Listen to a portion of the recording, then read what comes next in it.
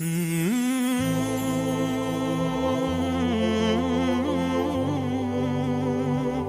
اللہ الرحمن الرحیم والصلاة والسلام علی رسولہ الکریم وعلی آلہ وصحبہ اجمعین۔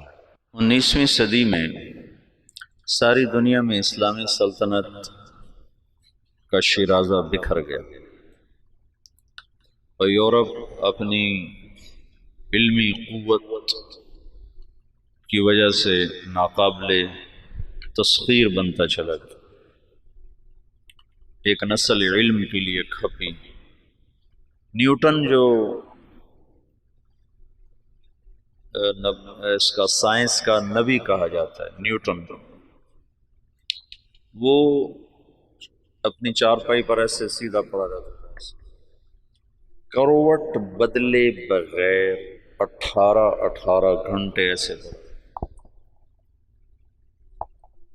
میرے ابھی آپریشن میں اس ٹانگ کو ہلانا نہیں تھا تو میں عاجز ہو گیا تھا۔ چند گھنٹے کے بعد میں کہوں سے کوئی حرکت دو، میں عاجز آ گیا۔ وہ میری ٹانگ پکڑ کے بیٹھے رہے کہ نہیں ہلنے نہیں دینا، ہلنے نہیں دینا۔ اور نیوٹن 18 گھنٹے ایسے بے حس و حرکت ایسے پڑا، پھر ایک دم اٹھتا تھا، سامنے میز، کرسی، قلم، کاغذ، تو تیزی میں کرسی پر بیٹھنے کی بجائے میز کے اوپر ایسے جھک جاتا تھا اور قلم اٹھا کے ایسے لکھنا شروع کرتا، اور یہ 12 گھنٹے ایسے لکھتا جاتا تھا، 12 گھنٹے۔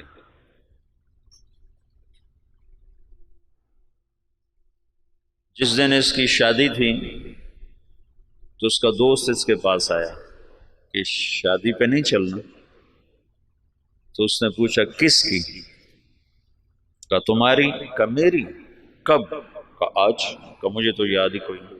آئنسٹائن نے بیوی سے کہا کھانا لاؤ، اور خود پڑھنے بیٹھ گیا۔ تو وہ آئی، جب یہ ہیوسٹن میں تھا، ہیوسٹن میں ہی مرا، 1955 میں مرا، تو اس نے کہا میں کھانا رکھ کے جا رہی ہوں۔ انہوں نے کہا ٹھیک ہے۔ اس نے میز پہ ایسے کھانا رکھ دیا، انہوں نے کہا ٹھیک ہے۔ تو اس نے ایسے اٹھا کے کھانا شروع کر دیا اور پڑھنا شروع کر دیا۔ تھوڑی دیر کے بعد اس کی بیگم آئی تو اس نے دیکھا کھانا ویسے پڑا ہوا ہے۔ انہوں نے کہا تم نے کھانا نہیں کھایا؟ کہا میں نے کھا لیا۔ کہا کب کھایا؟ کہا ابھی کھایا۔ کہا دیکھو یہ سارا ویسے ہی پڑا ہے۔ اس نے دیکھا تو سارے کا سارا ویسے ہی پڑا ہوا۔ تو اس نے کیا کھایا تھا؟ قریب ایک گلدان میں پھول تھے، پھولوں کا گلدستہ، تو وہ ہاتھ ادھر جانے کے بعد ادھر گیا تو وہ پھول ہی کھاتا رہا، کڑوے کسیلے، اور اس سے کوئی احساس نہیں ہوا۔ تو کتاب کھول چکا تھا۔ اس طرح اللہ نے ان کو علم دیا۔ اور مسلمان یقیناً زوال کا شکار تھے، بڑھاپا تھا، تو جو خلافت عثمانیہ تھی وہ دم توڑ چکی تھی۔ 1914 میں پہلی جنگ عظیم ہوئی جس میں ترکی نے جرمن کا ساتھ دیا۔ 1918 میں وہ بری طرح شکست پر ختم ہوئی۔ ہندوستان میں انگریز 1857 میں پوری طرح غالب آ گئے۔ رنجیت سنگھ کی حکومت تھی، انہوں نے اس کو نہیں چھیڑا۔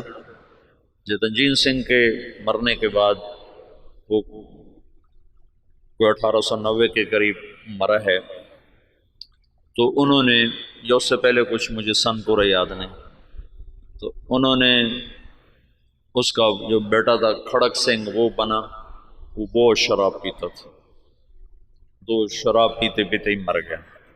اور اس میں وہ بیدار مغزی نہیں تھی رنجیت سنگھ والی۔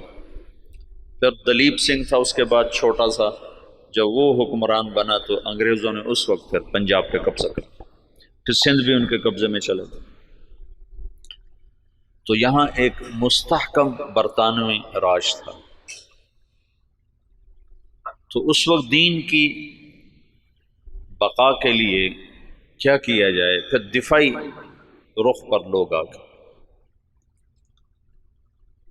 تو مولانا قاسم صاحب کے ذریعے سے 1864 میں دیوبند کی بنیاد پڑی۔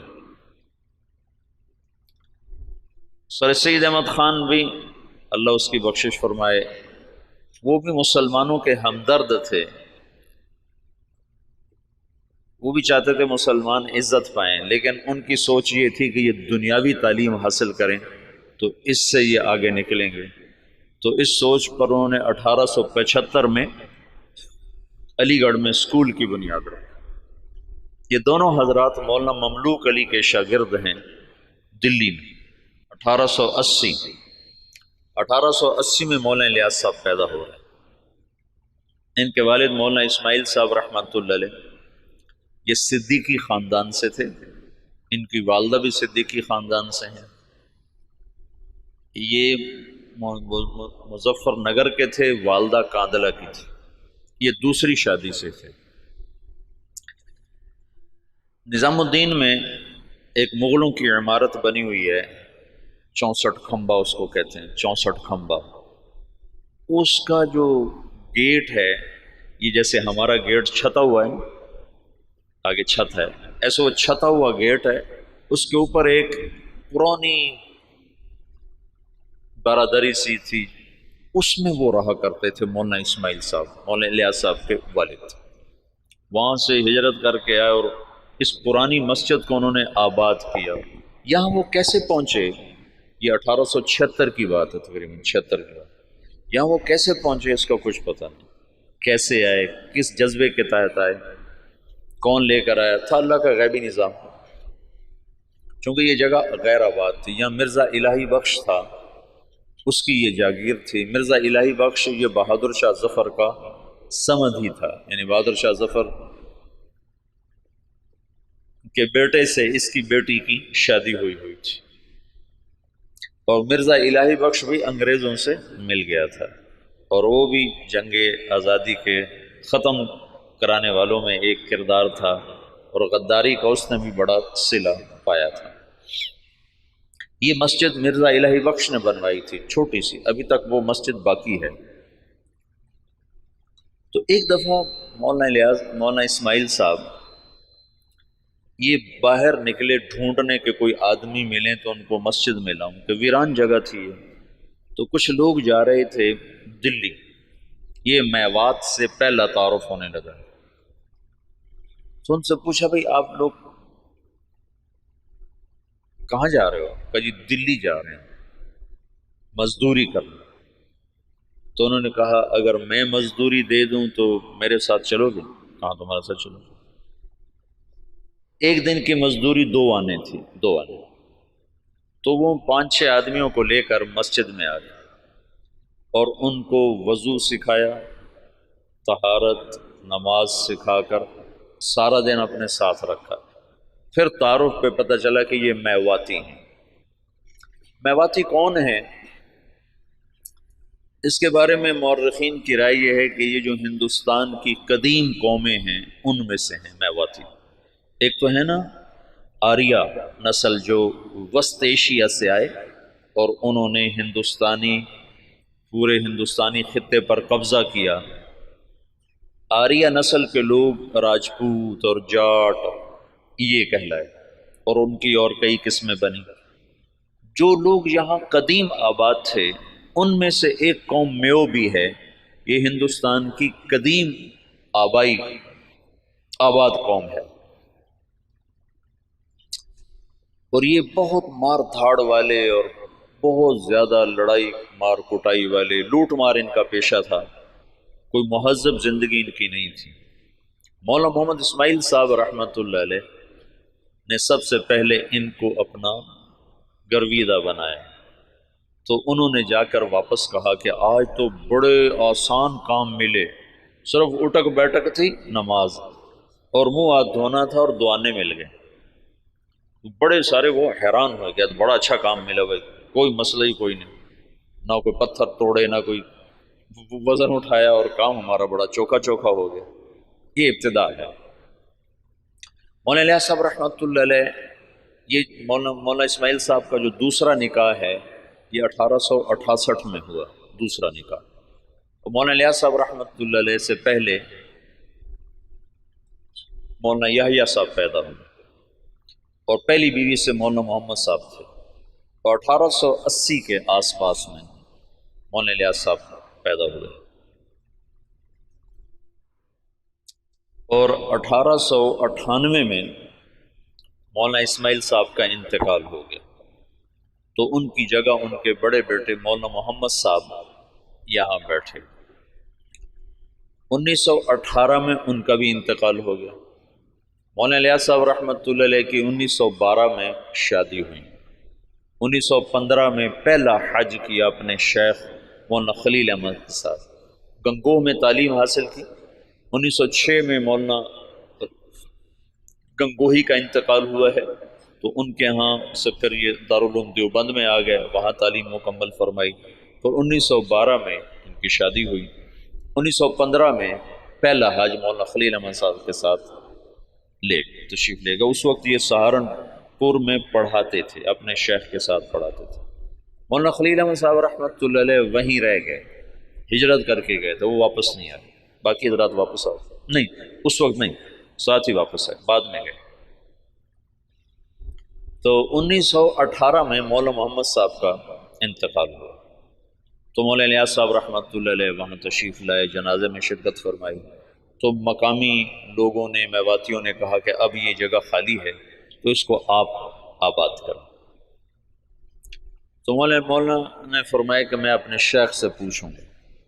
تو پھر وہ تشریف لائے سہارنپور اور مولانا خلیل احمد صاحب سے درخواست کی کہ اس طرح لوگ چاہتے ہیں، میں کیا کروں؟ تو انہوں نے یہ فرمایا تم 1 سال کی چھٹی لے کے چلے جاؤ، اگر تمہارا دل لگے تو وہاں رہ جانا، نہ لگے تو پھر واپس آ جانا، مدرسہ سے تمہارا رابطہ نہ ختم ہو، چھٹی لے لو۔ وہ چھٹی کی جو درخواست لکھی تھی نا، وہ پرانے سہارنپور کے مدرسہ میں ابھی بھی محفوظ پڑی ہوئی۔ 1918 میں مولانا الیاس صاحب تشریف لائے نظام الدین۔ ابھی تبلیغ نام کی کوئی شے ان کے ذہن پر کوئی نہیں۔ 1918 میں شدھی کی تحریک چل پڑی۔ شدھی کیا تھی کہ ہندوؤں نے یہ تحریک چلائی کہ مسلمانوں کو ہندو بناؤ، اور بنیاد انہوں نے یہ اٹھائی کہ مسلمان تو باہر سے آئے، ہم تم ایک قوم ہیں، اوپر جا کر ہم سب کے رشتے ایک ہیں۔ تو یہ باہر سے مسلمان کون تھے جنہوں نے آ کر ہمارا مذہب بگاڑ دیا، لہٰذا ہم سب کو ایک ہونا چاہیے۔ یہ تحریک بڑے زور سے چلی۔ تو مولانا الیاس صاحب رحمۃ اللہ علیہ اس پر بڑے پریشان ہوئے کہ اس کا میں کیا حل کروں۔ تو انہوں نے جاتے ہی میوات میں مدارس کی بہتات، چھوٹے چھوٹے مکتب، اور اس میں اپنا سب کچھ لگایا، بیوی کا زیور بھی لگا دیا، سینکڑوں چھوٹے چھوٹے مکتب میوات میں کھولے۔ ایک دفعہ میوات میں گئے ہوئے تھے مریدوں کے پاس، تو ایک نوجوان آیا، ہاتھ میں کڑا، بڑی بڑی مونچھیں، داڑھی صاف۔ کسی نے کہا یہ آپ کے مدرسے سے فارغ التحصیل حافظ قرآن ہے۔ کہنے کہ حافظ، اس کا یہ حلیہ کیوں ہے؟ کہ یہ ماحول کی وجہ سے۔ تو یہ پہلی چوٹ لگی اور دل میں خیال آیا، جب تک تمام طبقات میں دین نہیں آتا تو چند طبقوں میں دین کا لانا یا چند طبقات میں دین کا آنا یہ نہ کافی ہے، نہ یہ ذریعہ نجات ہے، پوری امت کا مسئلہ ہے۔ تو مدرسوں سے ایک دم دل بجھ گیا، دل ہٹ گیا، بند نہیں کیے لیکن طبیعت بند ہو گئی، دل ہٹ گیا۔ اور واعظین اس زمانے میں شدھی کی تحریک کے ٹکر میں علماء نے وعاظ کو بھیجنا شروع کیا تھا کہ مختلف شہروں میں جا کر، دیہاتوں میں جا کر تبلیغ کرو۔ تو مولانا الیاس صاحب نے بھی اپنے واعظ بھیجنے شروع کی، لیکن وہ جاتے تھے جہاں تک سڑک ہوتی تھی، جہاں سڑک نہیں ہوتی تھی وہاں نہیں جاتے تھے، یا جہاں کوئی آسائش نہیں ہوتی تھی وہاں نہیں جاتے تھے۔ پھر طبیعت اس سے بھی ہٹ گئی، پھر خانقاہی سلسلہ شروع کیا، اور نظام الدین میں بیعت کا سلسلہ، اس سے پہلے بیعت نہیں فرماتے تھے، پھر بیعت کا سلسلہ شروع۔ تو بہت جلدی مریدوں میں ترقی ہونے لگی، اور مریدوں کا اضافہ بھی، اور مریدوں کے تزکیہ کے حالات بھی بڑے اچھے۔ لیکن کچھ عرصے کے بعد خیال آیا کہ کتنے لوگ میرے مرید ہو جائیں گے، لاکھ 2 لاکھ، تو عامت الناس کا کیا کروں؟ ابھی اللہ تعالیٰ فطرت خود ہی کرتی ہے لالے کے حنا بندی، پھول کو سرخی کوئی نہیں پہناتا، اللہ ہی اسے سرخ کرتا ہے۔ تو طبیعت ہٹ دی گئی، مدرسوں سے ہٹ گئی، خانقاہ سے ہٹ گئی کہ خانقاہ بھی ایک جزئی کام ہے، مدرسہ بھی ایک جزئی کام ہے، اور واعظ تقریر بھی ایک، پیسے دو تو جاتے ہیں، پیسے نہ دو تو جاتے نہیں۔ تو بے قراری بڑھتی گئی اور کوئی حل نظر نہیں آیا۔ تو 1926 میں، اس سے قبل مولانا خلیل صاحب وہ ہجرت کر کے اور تشریف لے گئے، مدینہ منتقل ہو گئے تھے۔ تو 1926 میں حج پہ تشریف لے گئے، ہجرت کی نیت کر کے کہ میں اب واپس نہیں آؤں گا، وہیں رہوں گا۔ 1925 میں گئے تھے، 1926 میں واپس آئے۔ یہ نیت کر لی تھی کہ اب میں واپس نہیں آؤں گا، ادھر ہی رہوں گا۔ جب یہ مکہ پہنچے تو ان کو خواب میں اللہ کے رسول کی زیارت ہوئی۔ تو انہوں نے پوچھا، یا رسول اللہ، میں امت کی بہتری کے لیے کیا کروں، امت کی ہدایت کے لیے کیا کروں؟ تو اللہ کے رسول نے فرمایا، جیسے میں نے مکے میں کام کیا تھا تم ویسے کام کرو۔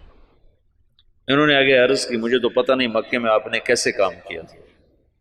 تو اللہ کے نبی نے فرمایا، مکی صورتوں میں غور کرو، اللہ تمہیں سکھائے گا۔ یہ مکہ میں دیکھا۔ پھر مدینہ پہنچے تو وہاں پھر اللہ کے رسول کی ضرورت، تو آپ نے ارشاد فرمایا، اللہ تم سے کام لے گا، تم واپس جاؤ، واپس، اور میرے پاس آؤ۔ تو انہوں نے مولانا خلیل احمد صاحب سے یہ خواب ذکر کیا، وہ وہیں منتقل ہو گئے تھے۔ انہوں نے حضرت مدنی رحمت اللہ علیہ کو، مدنی کیوں کہتے ہیں، حسین احمد مدنی، یہ اپنے والد، ان کے والد اپنے پورے خاندان سمیت مدینہ ہجرت کر گئے تھے، پھر ان کا سارا خاندان مدینے میں آباد رہا، یہ بھی مدینہ میں رہے، پھر ہندوستان کے حالات کو دیکھ کر دوبارہ واپس آ گئے تھے، اور یہ کہا تھا کہ میں مسلمانوں کو تنہا نہیں چھوڑ سکتا، میں مدینے میں رہوں اور مسلمان مشقت میں ہوں۔ تو مدینے کا قیام قربان کیا تھا اور واپس تشریف لے آئے ہندوستان۔ یہاں اللہ نے ان سے بہت بڑا کام لیا، تو اس لیے ان کو مدنی کہتے ہیں۔ تو ان کے بھائی تھے سید احمد، وہ وہاں پہلے انہوں نے اتنا فقر دیکھا کہ حضرت مدنی فرماتے ہیں، میرے والد سبزی منڈی جاتے تھے شام کو، تو جو سبزی وہاں گلی ہوئی سڑی ہوئی لوگ پھینک کے چلے جاتے تھے نا، وہ اٹھا کے لاتے تھے، پھر اس کو صاف کر کے خالی ابال کے ہم کھاتے تھے کہ اس میں نمک مرچ ڈالنے کا بھی سکت نہیں تھی، اس طرح شروع کے دن تھے۔ لیکن سید احمد کو اللہ نے صلاحیتیں دیں، انہوں نے شاہ عبدالعزیز سے پتہ نہیں کیسے تعلق بنایا، وہ الگ داستان ہے۔ ان کے بیٹے سید حبیب نے اس سے بھی آگے، اب ان کی نسل وہاں اربوں پتی، بڑے بڑے ان کے محل ہیں، یہ تمہارے حسنین کو 4 گنا کریں تو تب ان کا محل بنتا ہے، اس سے بھی 4 گنا بڑی 4 دیواری ہے جس میں وہ رہ رہے ہیں، احد کے قریب ان کے محلات ہیں۔ تو انہوں نے سید احمد سے ذکر کیا، تو انہوں نے جو مسجد نبوی کے اس وقت منتظم تھے، ناظم اعلیٰ، ان سے ذکر کیا۔ تو انہوں نے عشاء کے بعد جب مسجد بند کر دی تو مولانا الیاس صاحب کو بلا کر جالی کا دروازہ کھول کے اندر بھیج دیا، تو اندر جالی اور روزے کے درمیان کوئی چاروں طرف دیوار ہے، دروازہ کوئی نہیں، یہ نور الدین زنگی نے اس کو چاروں طرف سے بند کروایا تھا، اور نیچے سیسا پگھلا کے ڈالا تھا۔ جب وہ کچھ لوگ آ کر لاش نکالنے کا منصوبہ لے کر آئے تھے، 3 راتیں وہاں سوئے، 3 راتوں میں سارے کام کی یہ تو خود تو عقل سے تو آ نہیں سکتا، سارے کام کو سکھایا گیا، بتایا گیا، اور پھر یہ کہا گیا ہندوستان جاؤ اور جا کر عوام الناس میں کام کرو، علماء میں نہیں، ورنہ وہ مخالفت کریں گے، تو پھر یہ وہاں سے واپس تشریف لائے، 1926 میں پہنچے ہیں، اور پہلے علماء کو جمع کیا اور ان کے سامنے یہ بات رکھی کہ میں یوں کام کرنا چاہتا ہوں، تو کسی ایک نے بھی موافقت نہیں کی سوائے مولانا مدنی صاحب اور مفتی کفایت اللہ صاحب رحمۃ اللہ علیہ۔ ان دو حضرات نے بات کو لیا اور سمجھا اور کہا کہ ہاں یہ تو دعوت والا کام ہے، لیکن یہ کرے گا کون؟ کہا یہ تو اللہ کرے گا، میرے ذمہ جہد ہے۔ پھر وہ بندہ فنا فی تبلیغ ہو گیا ہے اور دیوانگی چھا گئی، دیوانگی۔ ایک دفعہ بیان کر رہے تھے، گرمیوں کے دن تھے، صحن میں 11 بج گئے، 11 فجر کے بعد شروع ہوئے، گرمیوں میں 11 بج گئے۔ تو ایک مواتی کھڑا کر کے لگا، بھائی نام دے دو ورنہ یہ مر جائے گا، بیچارہ مر جائے گا، نام دے دو۔ ایسی دیوانگی چھا گئی تھی اور کوئی شکل نہیں، کوئی جانتا نہیں، اور آگے سامنے میواتی ہیں جن کو دین کی خبر ہی کوئی نہیں، کلمہ نماز کا نہیں پتا، تو دعوت کیسے دیں گے؟ 10 برس کی محنت کے بعد ایک جماعت چلے کی تیار ہے، 10 سال کے بعد۔ تو ان کو ہدایات دی، پھر ان کو روانہ کرتے کرتے 5 میل ان کے ساتھ پیدل چلتے گئے، پیدل چلتے گئے۔ مولانا سعید خان صاحب سے یہ بات میں نے بہت دفعہ سنا، جب ان کو رخصت کرنے لگے تو کہنے لگے کہاں جا رہے ہو؟ ان کا جی دلی جا رہے ہیں۔ کہنے لگے نہیں، لندن پہ چوٹ پڑ گئی، امریکہ پہ چوٹ پڑ گئی، ساری دنیا میں ہدایت کا فیصلہ ہو گیا۔ ایک دفعہ عبدالعال صاحب تشریف فرما تھے، کہنے لگے ہم 5-6 آدمی بیٹھے ہوتے تھے مولانا الیاس صاحب کے آگے، 6-7 اور وہ ہم سے کہتے کہ بھائی ساری دنیا میں جماعتیں بھیجنی ہیں، مشورہ دو کیا کیا جائے۔ تو ہمیں خیال آتا کہ مولانا صاحب بیچارے کتنے پاگل دیوانے ہیں اور شیخ چلی کی باتیں کرتے ہیں کہ ہم 6-7 آدمی بیٹھے ہیں اور ہمیں کہہ رہے ہیں کہ ساری دنیا میں جماعتیں بھیجنی، مجھے مشورہ دو ہمیں کیا کرنا چاہیے۔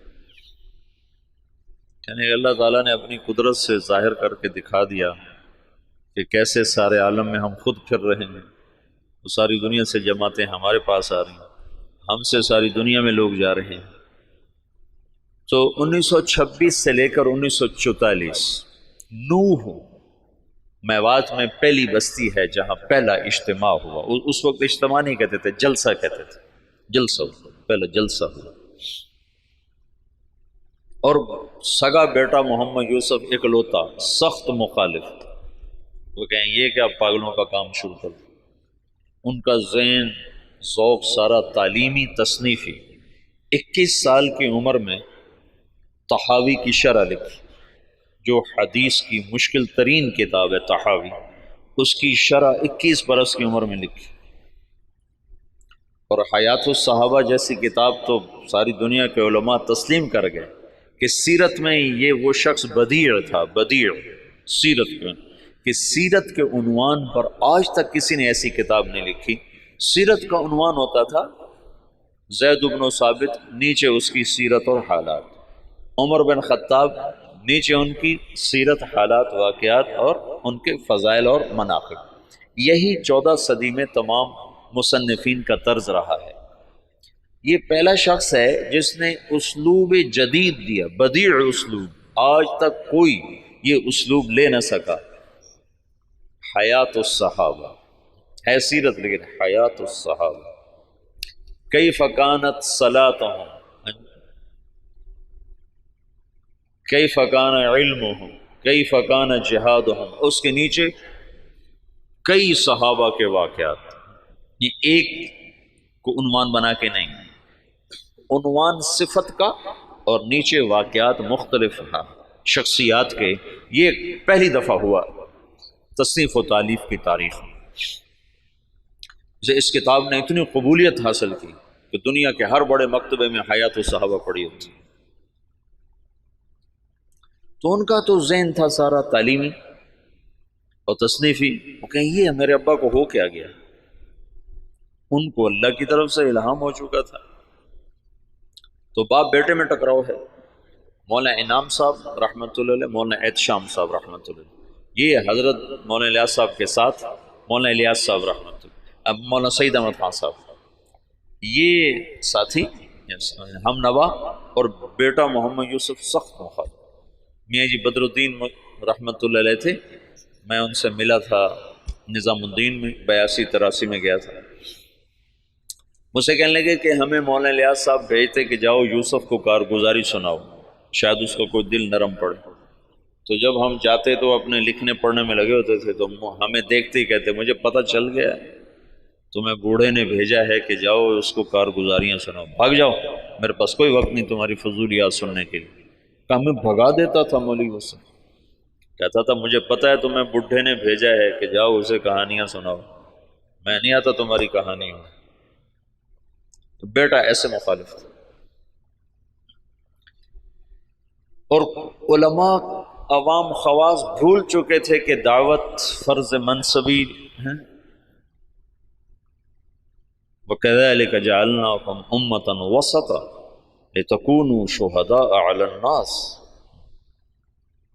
یہ تو شہداء اللہ الناس کا فریضہ پوری امت کے ذمے ہے، اور سارا عالم ہمارے ذمے ہے۔ میاں جی بدر الدین، یہی بدر الدین بتاتے ہیں، میں بیان کر رہا تھا تو سامنے کچھ لوگ بیٹھے تھے 10 12 15، تو پیچھے سے مولانا الیاس صاحب آ گئے، کہنے لگے بدر الدین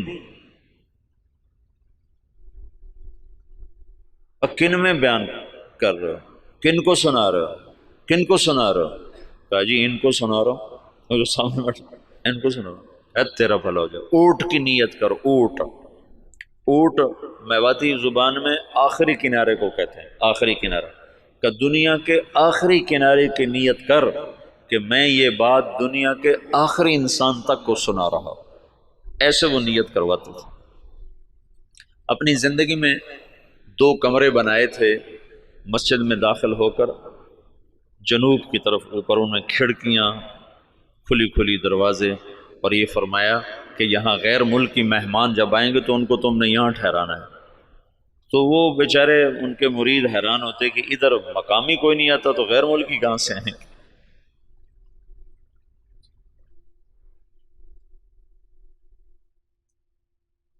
میاں جی دین محمد تھے جو حضرت مولانا الیاس صاحب کے ابتدائی خدام میں تھے، اور جو جماعت مولانا الیاس صاحب نے حضرت تھانوی کے خانقاہ تھانہ بھون بھیجی تھی، اس میں وہ اس جماعت میں ان کی تشکیل تھی۔ وہ کہتے ہیں ایک دفعہ مجھ سے کہنے لگے کہ مولوی صاحب ہمیں حضرت جی کہتا تھا تم امریکہ جاؤ گے، امریکہ۔ تو ہم تو اتنے سیدھے سادے دیہاتی تھے کہ ہم یوں سمجھتے تھے امریکہ دلی سے آگے کسی شہر کا نام ہے، دلی سے آگے کسی شہر کا نام ہے جو ہمیں کہتا ہے کہ تم امریکہ جاؤ گے۔ یہ تمہیں بعد میں پتہ چلا وہ تو دنیا ہی اور ہے جہاں وہ کہتا تو تم جاؤ گے۔ تو جہاز کچھ نہ کچھ اس زمانے میں چل گئے تھے، تو کبھی اوپر سے کوئی جہاز گزرتا تو اس کو میواتی میں کہتے تھے اڑن کھٹولا۔ تو مولانا الیاس صاحب کہتے ہیں ان اڑن کھٹولوں میں تم تبلیغ کرنے جاؤ گے۔ تو ہم تو گدھوں پہ سوار ہونے والے تھے، ہم کہیں مولوی الیاس ہمارا مذاق اڑاتا ہے کہ ہم تو گدھوں پہ سوار ہونے والے، ہم اڑن کھٹولوں میں کہاں بیٹھیں گے؟ تو اللہ نے ان کو اڑن کھٹولوں میں بٹھایا۔ تو ابتدائی ادھر 1926 میں 1918 میں مولانا الیاس صاحب آ کر بیٹھے ہیں نظام الدین، اور 1918 میں برطانوی فوجیں مشرق وسطیٰ میں داخل ہوئی ہیں، اور 1919 میں شام فتح ہوا ہے۔ فرانسیسی فوجوں نے شام کو فتح کیا، اور شام کو 3 حصوں میں تقسیم کر دیا، ایک کا نام سوریہ رکھا، ایک کا نام لبنان رکھا، اور ایک کا نام اردن کر دیا، اور شام کو 3 حصوں میں تقسیم کر دیا۔ اور 1926 میں اسرائیل کو بنانے کا منصوبہ مکمل ہو گیا کہ اسرائیل بنایا جائے۔ ادھر 1926 میں دعوت کا کام چلا جس کا آخری سرا مہدی سے جا کے ملتا ہے، اور ادھر 1926 میں یہودیت کا کام چلا جس کا آخری سرا دجال کے ساتھ جا کر ملتا ہے۔ یہ آپس میں یہ تانے بانے میرے اپنے بنائے ہوئے ہیں، میں سنے نہیں ہیں، لیکن جو کچھ پڑھا ہے اس کے مطابق میں ایک ترتیب ذہن میں آئی کہ ادھر دعوت کا کام بھی ہدایت پر ختم ہوگا۔ 1964 میں پہلی جماعت گئی یوگنڈا، 1964، 4 آدمی، اس میں ایک ابھی بھی زندہ ہیں، عبدالرشید صورتی صاحب جو کراچی کے امیر ہیں۔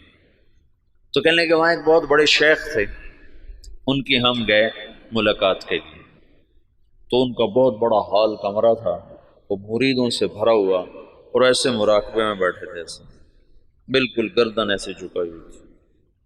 ہم 4 آدمی کمرے میں داخل ہوئے، اور یہ پہلی جماعت ہے، آج تک کوئی کسی کو پتہ ہی نہیں کہ تبلیغی جماعت پاکستان میں کوئی نہیں جانتا تھا 1964 میں، باہر کون جانتا، اور یوگنڈا۔ تو جو ہی ہم اندر داخل ہوئے تو انہیں ایک دم سر اٹھایا، کہا مرحباً بجیش المہدی، مرحباً بجیش المہدی، مرحباً بجیش المہدی، 3 دفعہ انہوں نے اس کو دہرایا، اور ہمارا بڑا زبردست اکرام کیا۔ تو دعوت کی انتہا وہاں جاتی ہے، اور یہودیت کی انتہا دجال تک جاتی ہے۔ یہ دونوں طاقتیں جب ٹکرائیں گی تو اللہ دجالی فتنے کو ختم فرمائے گا، اور ایمان اور ایمان والوں کو اللہ تعالیٰ عزت اور بلندی عطا فرمائے گا۔ یہ دونوں ایک وقت میں شروع ہوئے۔ 1926 میں جب ان کا اقتدار مستحکم ہو گیا تو انہوں نے یہ طے کیا کہ یہودیوں کو دوبارہ لا کے آباد کیا جائے، اور یہاں ایک اسرائیلی یہودی ریاست بنائی جائے، سیہونی تحریک جس کو کہتے ہیں، سیہون ایک پہاڑ ہے جہاں داؤد علیہ السلام عبادت کیا کرتے تھے بقول ان لوگوں کے، تو سیہون کے نام سے سیہونی تحریک نے اپنا نظام چلایا، تو اسرائیل وجود میں آیا۔ اس کا آخری سرا دجال کے ساتھ ملتا ہے، لد، باب و لد جو ان کا سب سے بڑا اڈا ہے جہاں دجال قتل ہوگا۔ تو اللہ تعالیٰ نے مولانا الیاس صاحب رحمۃ اللہ علیہ سے دعوت کو اس وقت اٹھایا جب دعوت کے نام کو جاننے والے علماء بھی نہیں تھے، وہ بھی اسے اوپرا سمجھتے تھے، اور ان کے ہاں بھی اس پر انکار شدید تھا، لیکن اس بندے کے گشتوں نے آہستہ آہستہ آہستہ آہستہ فضا کو ہموار کرنا شروع کیا۔ پھر مولانا الیاس صاحب نے بڑے بڑے علماء کو بلایا کہ اب آپ کے میوات کا دورہ کرو، تو انہوں نے میوات میں دیکھا زندگی کو بدلا ہوا، حالات کو پلٹا کھایا ہوا، تو کچھ اعتراف زبانوں پہ آنے لگا۔ 1944 میں جب دنیا سے جا رہے تھے تو میوات میں صرف، باقی نہیں، صرف میوات میں بہت اچھی فضا کام کی پیدا ہو چکی تھی، اور کچھ دہلی شہر میں۔ عبدالعال صاحب مولانا الیاس صاحب کی وفات سے 6 مہینے پہلے پہنچے ہیں نظام الدین، پھر اس کے بعد تبلیغ کے ہو کے رہ گئے، پھر ساری زندگی اور کوئی کام نہیں۔ مولانا الیاس صاحب کے اس وقت 6 ماہ باقی تھے، اور اس وقت وہ شدید بیمار تھے۔ جب عبدالعال صاحب کو پتہ چلا، یہ وہاں دلی میں نوکری کرتے تھے، ان کو پتہ چلا کہ نظام الدین میں کوئی بزرگ ہیں جو لوگوں کو نمازی بناتے ہیں۔ اس وقت یہ شروع میں ہم نے بھی ایسے ہی سنا کہ ایک تبلیغی جماعت ہے جو لوگوں کو نمازی بناتی ہے۔ تبلیغ کی گہرائی تو کیا زبردست چیز ہے۔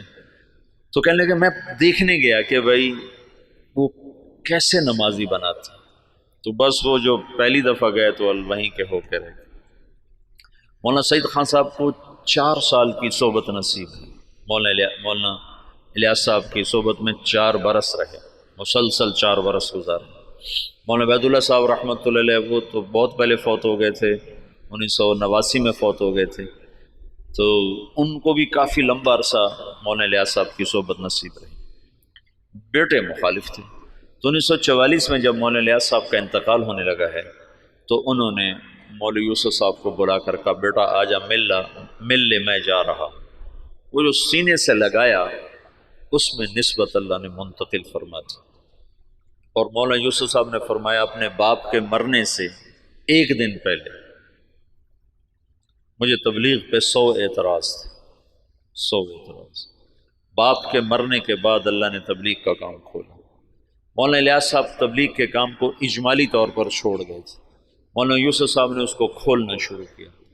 دن میں 18 گھنٹے بولنے والا آدمی تھا، سوائے سونا اور نماز اور لکھنا، ان 3 اوقات کے علاوہ وہ شخص کی زبان بند نہیں ہوئی، مسلسل جیسے اللہ بلوا رہا تھا۔ بھرپور جوانی میں چلے گئے، 48 برس کی عمر میں انتقال فرمایا۔ 27 سال کی عمر میں امیر بنے، بالکل نوجوان بلکہ بچے. اور مولانا سعید خان صاحب رحمۃ اللہ علیہ فرمانے لگے مولوی یوسف ہمارے ساتھ اٹھتا بیٹھتا کھیلتا تھا، لیکن جب وہ امیر بنا تو آہستہ آہستہ اس کا روب ہمارے اوپر چھاتا چلا اور اپنی جہد اور قربانی سے ان کی ہیبت ہمارے دلوں پہ قائم ہو گئی. ایک دفعہ 3 گھنٹے بیان فرمایا اس حال میں کہ یہاں ایک پھوڑا تھا جس سے خون مسلسل رس رہا تھا. تو ایک آدمی پاس بیٹھا ہوا تھا، وہ یہاں رکھتا تھا کپڑا، جب وہ خون سے تر ہو جاتا تو وہ ہٹا لیتا، دوسرا رکھتا تھا، پھر وہ خون سے تر ہو جاتا، وہ ہٹا لیتا، پھر وہ تیسرا رکھتا تھا، اور وہ مسلسل بیان فرماتے. باپ والی کیفیت منتقل ہو گئی کہ مولانا الیاس صاحب کے یہاں پھوڑا نکل آیا. اس کو کٹ دینا تھا، کٹ دینے میں تکلیف ہونی تھی، تو مشورہ کر رہے تھے کہ اس کو کریں کیسے. تو مولانا الیاس صاحب کو پتہ چلا تو انہوں نے فرمایا ایسا کرو، کچھ میواتی میرے آگے بٹھا دو، پھر جو مرضی مجھ سے کر لیں. تو انہوں نے کچھ میواتی آگے بٹھائے، مولانا الیاس صاحب نے بیان کرنا شروع کر دیا اور ہاتھ یوں کر دیا. تو انہوں نے سارے ہاتھ کو کھرچ کھرچ کے صاف کیا، لیکن ان کا ہاتھ ایسے بھی نہیں ہوئے، وہ یوں بھی نہیں ہوئے. اس قدر انہماک اور فنائیت اللہ نے عطا فرما دی باپ بیٹا کو کہ اللہ نے ایک چیز کو وجود دینا تھا. ایک مدت ہوئی تھی عوام اور خواص کے ذہن سے نکل گیا تھا، اور بس صرف اسلام کو ایک ہی شکل میں دیکھتے تھے کہ حکومت آئے گی تو اسلام آئے گا، حکومت آئے گی تو اسلام آئے گا، طاقت ہاتھ میں ہوگی تو اسلام آئے گا، ورنہ اسلام آ ہی نہیں سکتا. اور انقلاب کا مطلب صرف حکومت کی تبدیلی کو لے لیا تھا. بعض الفاظ ایسے ہیں جو اپنے اصل معنی سے نکل کر مجاز میں اتنے استعمال ہوئے ہیں کہ اصل معنی ویسے ہی ختم ہو کے رہ گیا. ان میں سے ایک انقلاب بھی ہے. انقلاب تو قلب سے ہے، قلب پر الف نون لگ کر باب انفعال بنا ہے. انقلاب ہے پلٹ جانا، دل کا پلٹ جانا. جب قلب سے ہے تو ادھر زیادہ جوڑ ہونا چاہیے، لیکن پھر کثرت استعمال ہوا انقلاب کا حکومت کے بدلنے پر. حالات کے انقلاب آ گیا، حکومت بدل گئی، انقلاب آ گیا، پیپل پارٹی آ گئی، انقلاب آ گیا، نون لیگ آ گئی، انقلاب آ گیا، قاف لیگ آ گئی. تو انقلاب جیسے برباد، وہ تو برباد ہو گیا. برباد، برباد کا کیا مطلب ہے؟ برباد کا مطلب ملے جس کا نقصان ہو جائے وہ تو برباد ہو، جس کا کوئی بہت بڑا حادثہ ہو جائے وہ تو برباد ہو گیا، جس کا کاروبار بیٹھ جائے وہ تو برباد ہو گیا. حالانکہ برباد یہ مرکب ہے، فارسی کا لفظ ہے، مرکب ہے. بر باد، بر باد، بر الگ ہے، باد الگ ہے. بر کہتے ہیں اوپر اور باد کہتے ہیں ہوا کو. تو بر باد کا مطلب ہے ہوا کے اوپر. یہ مطلب تمہیں معلوم تھا پہلے کبھی؟ یہ اپنے اصل مطلب میں کبھی استعمال ہی نہیں ہوا. بر باد، جس کی دکان بیٹھ جائے وہ ہوا میں اڑ رہا ہوتا ہے. یہ تو ایک تعبیر ہے کہ جیسے پتا ٹوٹتا ہے نا، پتا ٹوٹتا ہے پھر وہ ہوا کے رحم و کرم پر ہو جاتا ہے، اس کی کوئی منزل نہیں رہ جاتی نا. ہوا کے جھونکے جدھر لے جائیں وہ ادھر کو اس کی سمت ہو جاتی ہے. ایسے ہی جو کسی نقصان میں حالات کی جکڑ میں آتا ہے تو اس کو کوئی رہ نہیں جاتا، اپنے بھی آنکھیں پھیر جاتے ہیں، خون بھی سفید ہو جاتے ہیں. تو وہ ایسے ہو جاتا ہے جیسے ہوا کے دوش پر کہ کوئی اس کا پرسان حال کوئی نہیں. تو اس لیے برباد کو وہاں سے یہاں ڈال دیا گیا.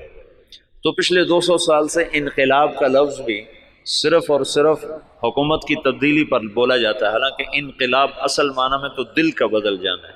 انقلب، دل بدل گیا.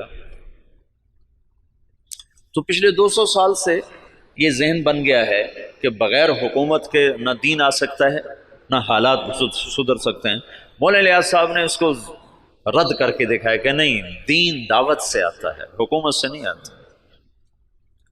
اور دعوت تمام شعبوں کو زندہ کرنے کا واحد راستہ ہے. نبی جب آتا ہے تو سامنے کتنے شعبے ہیں جو بگڑے ہوئے ہوتے ہیں، وہ صرف دعوت کو زندہ کرتا ہے، شعبے خود زندہ ہو جاتے ہیں. جیسے صحت کو زندہ کر دیا جائے تو جسم کے سارے شعبے خود زندہ ہو جاتے ہیں. قوت کو بحال کر دیا جائے تو جسم کے سارے شعبے خود بخود بحال ہو جاتے ہیں. قوت بحال نہ ہو تو اس کو دوڑایا جائے تو بیچارہ کیسے دوڑے گا؟ کہ یہ جو امت ہے یہ اس بیمار بوڑھے گھوڑے کی طرح ہے، اس پر اسلام کہاں سے آئے؟ اس کی جوانی کو لوٹایا جائے گا تو اس پہ اسلام آئے گا۔ حکومت اسلام نہیں لا سکتی، ناممکن ہے۔ زیادہ زیادہ نماز پہ دکانیں بند کرا دے گی، تو کوئی بے وضو پڑھ لے تو پھر کیا کروں؟ میرے اپنے اسکول کا واقعہ نہیں تو میں سناتا ہوں، جب میں سینٹرل ماڈل اسکول میں تھا تو خود میں نے بے وضو نمازیں پڑھی۔ طالب صاحب، سردیوں کا زمانہ، وضو کیڑا کرے، اللہ اکبر، طالب صاحب کی نماز، تو وہ عشاء کی نماز ہو رہی تھی اور میرے کمرے میرے برابر میں اس کا بستر تھا، جاوید نذیر اس لڑکے کا نام تھا، یہ مرید کے اچھے زمیندار گھر کا تھا۔ تو اس میرے پاس آ کر کھڑا ہوا اور اس نے آ کر 4 رکعت نماز عشاء کی نیت باندھی، 4 رکعت نماز عشاء واسطے طالب حسین دے، اللہ اکبر۔ حکومت ایسا اسلام لائے گی واسطے طالب حسین دے، جو ایسی نماز پڑھے گا وہ تو کافر ہو جائے گا، نہ پڑھے تو اس سے تو کافر نہیں ہوتا نا، لیکن اگر ایسا کرے گا تو اسلام سے نکل جائے گا۔ قوت کبھی، اس لیے تو کبھی نبی کو طاقت دے کے نہیں بھیجا گیا، بعد میں طاقت آئی جو اللہ کے نبی کو حاصل ہوئی بعد میں ہوئی، پہلے تو فقیر بن کے کھڑے ہوئے کہ نہ کوئی مال کے لالچ میں کلمہ پڑھے، نہ کوئی تلوار کے خوف سے کلمہ پڑھے، صرف اللہ کے تاثر سے کلمہ دل میں اترے۔ تو چونکہ اسلام نے ایک عروج دیکھا تھا تو جو ہمارے قائدین تھے وہ اس عروج کو تصور میں لے کر اعادہ عروج کی جہد کرتے رہے، وہ جو ذوف اسلام تھا اس کو دور کرنے کی کوشش ہی نہیں کی کہ انگریز کیوں آیا۔ مولانا حفظ الرحمان صاحب آئے سیوہاروی، یہ میاں جی دین محمد پاس بیٹھے ہوئے، مولانا الیاس صاحب اور مولانا حفظ الرحمان آئے، حضرت دعا کریں انگریز نکل جائے، مولانا الیاس صاحب چپ بیٹھے رہے، حضرت دعا کریں انگریز نکل جائے، چپ بیٹھے رہے، حضرت دعا کریں انگریز نکل جائے۔ تو مولانا الیاس صاحب ایک دم جوش میں آئے کہ کوئی لوگ تیار کر لیے ہیں جو انگریزوں کے بعد حکومت کو سنبھالیں گے، کوئی لوگ تیار کر لیے ہیں، وہ کہ چپ، کہ جو انگریزوں کے بعد آئیں گے وہ ان سے برے ہوں گے کہ انگریز ہمارے بزرگوں کے گناہ کی سزا میں آئے، اور جو موجود آئیں گے ہمارے گناہوں کی سزا میں آئیں گے، اور مجمع کو تیار کیے بغیر کام نہیں چلتا ہے۔ تو انگریز تو چلا گیا، لیکن جتنا اسلام پاکستان میں ذبح ہوا، مدنی فرمایا کرتے تھے ہندوستان میں مسلمان ذبح ہوں گے اور پاکستان میں اسلام ذبح ہوگا۔ یہ مولانا الیاس صاحب نے پرانا سبق زندہ کیا کہ دعوت وہ واحد سبب ہے جس سے دین آتا ہے، اور میں چلنا ہی نہیں چاہتا تو مجھے زبردستی کیسے چلاؤ گے؟ تم مجھے زبردستی نماز پڑھاؤ گے تو کتنی پڑھا لو گے؟ اور جو 90% اخلاقیات ہیں وہ کیسے لاؤ؟ ماں کی خدمت کیسے کرواؤ؟ باپ کے آگے چپ رہنا کیسے سکھاؤ؟ بیوی سے حسن سلوک کیسے سکھاؤ؟ وفاداری کیسے سکھاؤ گے؟ رات کو اللہ کے سامنے رونا کہاں سے لاؤ گے؟ جب تم زانی کو کوڑے مارو گے، شادی شدہ کو سنسار کرو گے اور بازار بند کرا دو گے، ٹھیک ہے ہو گئے بند، لیکن نماز کس کو پڑھاؤ گے؟ مجھے مدینہ میں ایک نوجوان ملا دیرہ غازی خان کا، کہنے لگا 10 سال سے مدینے میں بغیر وضو کے نماز پڑھی، 10 سال۔ کہیے تو میں نے تمہاری کیسٹیں سنی تو مجھے ہدایت ملی ہے، تو میری بخشش ہو جائے گی؟ میری بخشش ہو جائے گی؟ تو 10 سال مدینے میں بغیر وضو کے نماز پڑھی۔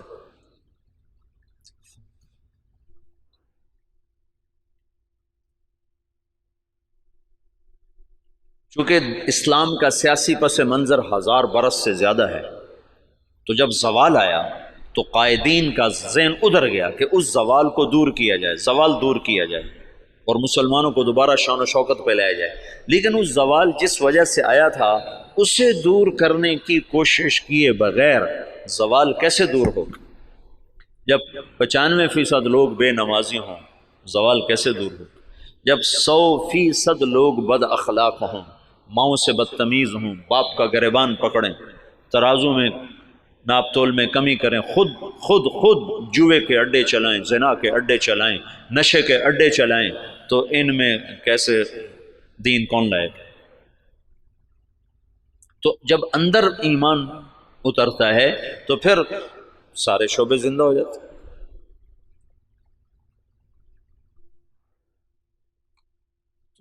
مولانا الیاس صاحب کے ذریعے سے پرانا سبق زندہ ہوا کہ دعوت وہ سبب ہے جس کے ذریعے سے اللہ نے ہر دور کے باطل کو توڑا، ہر دور کے باطل کو توڑا۔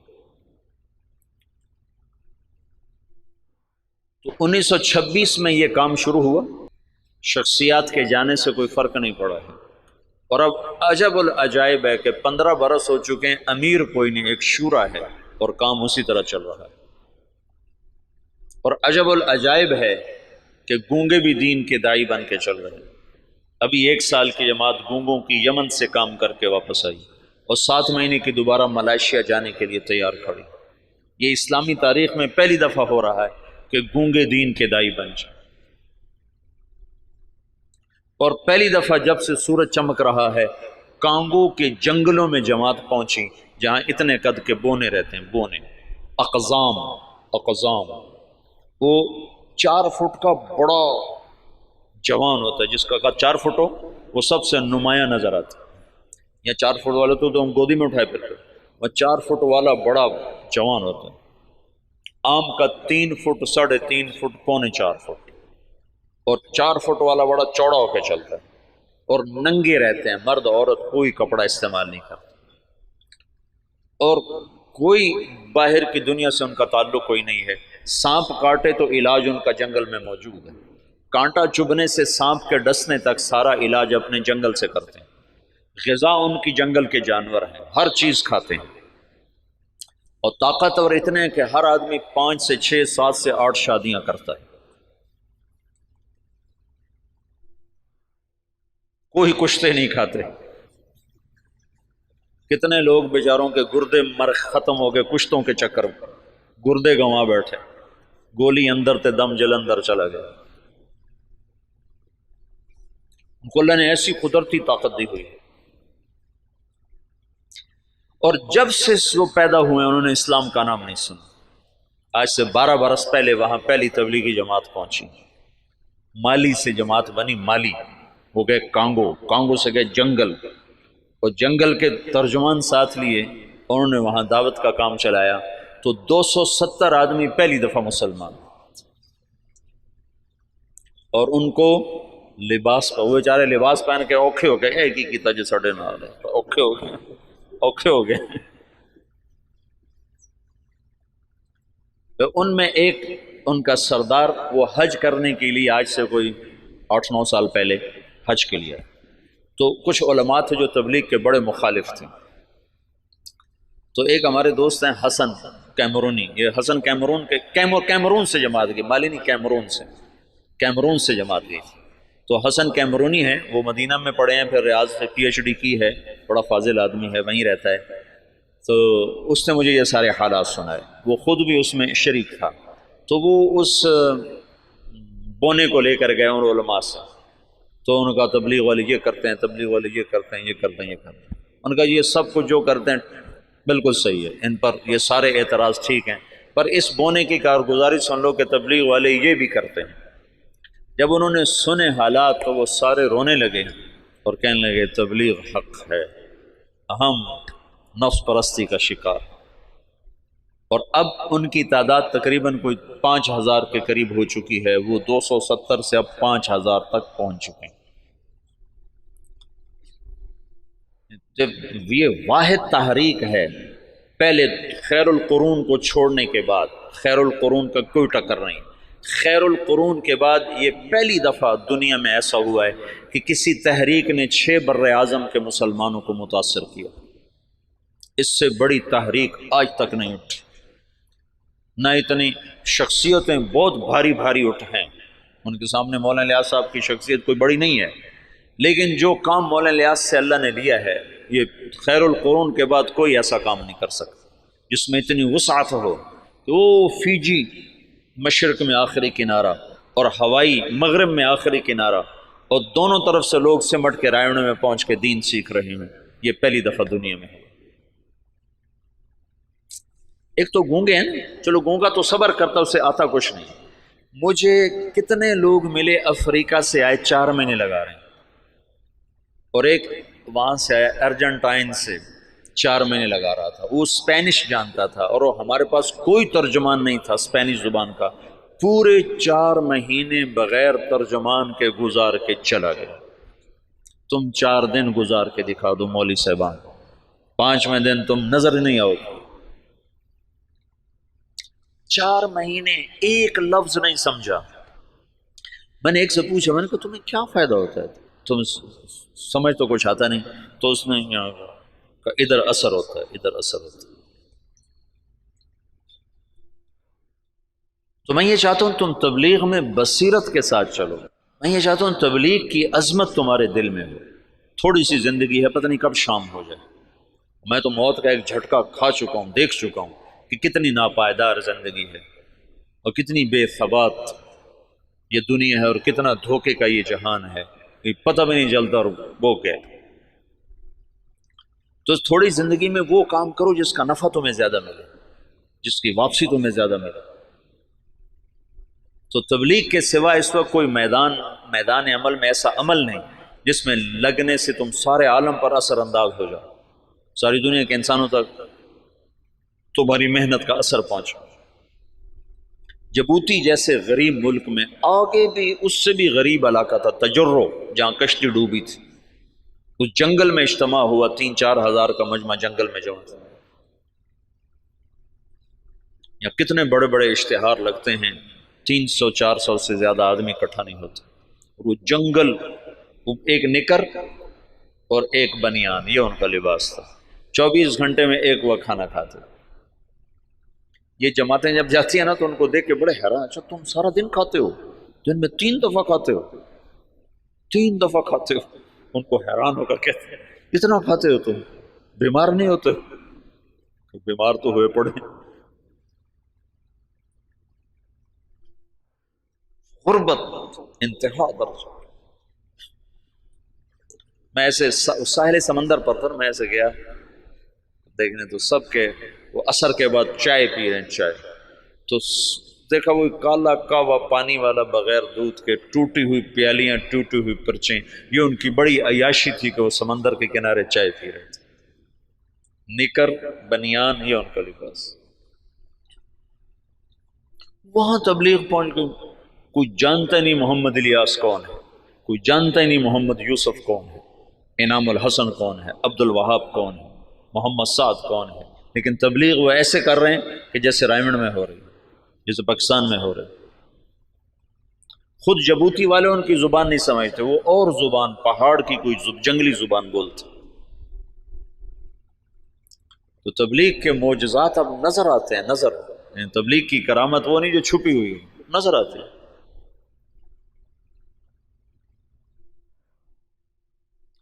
تو میں یہ چاہتا ہوں کہ تم بصیرت کے ساتھ اس میں چلو تاکہ تم نفع اٹھاؤ، تم اللہ کا قرب حاصل کر سکو، اللہ کی محبت حاصل کر سکو۔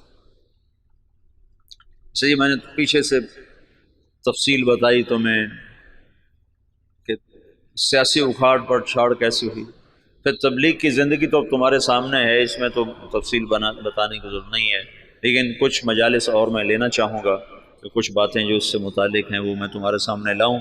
پھر لِيَهْلِكَ مَنْ هَلَكَ عَنْ بَيِّنَةٍ وَيَحْيَىٰ مَنْ حَيَّ عَنْ بَيِّنَةٍ، پھر یہ نہ ہو سکے کہ ہمیں پتہ کوئی نہیں تھی۔ چلو